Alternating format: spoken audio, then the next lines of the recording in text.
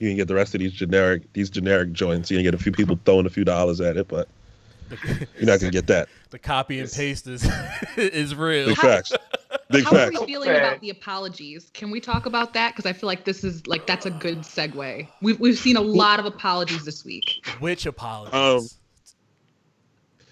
Apologies about what? Apologies about the last 2 weeks? Apologies about the last 10 years? Apologies about the last 50 years? Apology about the last 400 years? Like, apologies about the last 24 hours? I'm sorry, I made a statement 14 hours ago that was racist and stupid. Who did? Let's stick with Waterbury, right? How many business owners from Waterbury ended up with egg on their face after they put out statements saying all lives matter and pretending like they don't see what happens in Waterbury to people of color, and then being like, whoops, please. I'm so sorry, literally like 10 hours later. Yeah.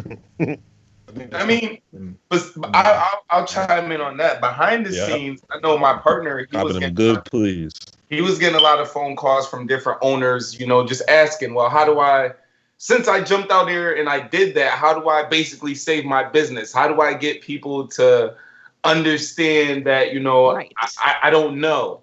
And it's something they have to figure out on their own, honestly, at this point, because if you can't see it, then you're just, you don't want to see it. Absolutely. It's Waterbury's tough, man. Waterbury's tough. I think that's my issue with the apologies. Like I saw, especially from Black people, I saw a bunch of folks jump to say, it's okay, I appreciate that apology, it was heartfelt. And I was like, but how could it possibly be heartfelt? How could there be actual education behind it? How can you feel that that person has learned a lesson in literally 10 to 12 hours between both statements?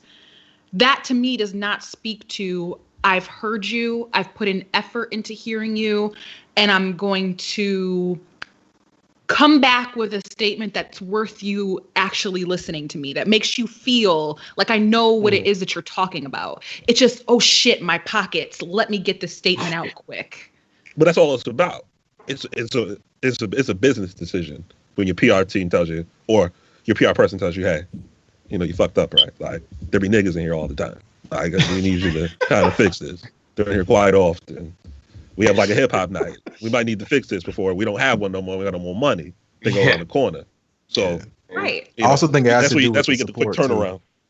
Because normally they're used to having, white people have always had support in positions that outweigh the positions that we have, our elite Black people in. And now that support is starting to fade, it's kind of like, hey, I said what I said, and white people are calling like, Tim, that was kind of fucked up. And now it's like they're trying to, like they're all rushing to fix it now. It's kind of like, that's really what it seems like. Like you can't just mistreat a Black person and be like, and go home and sleep well. Now you got somebody looking at you like, hey man, like what's up? Like, I know specifically for here, when the person made that statement, they saw the backlash like immediately. It was a whole bunch of people saying, "Oh, we're not spending no more money here." He saw a bunch of people do it. He said, "Oh, I like money. I don't care where it's coming from. Let me put out this statement real quick. Let me thank some people that told me, hey, you fucked up."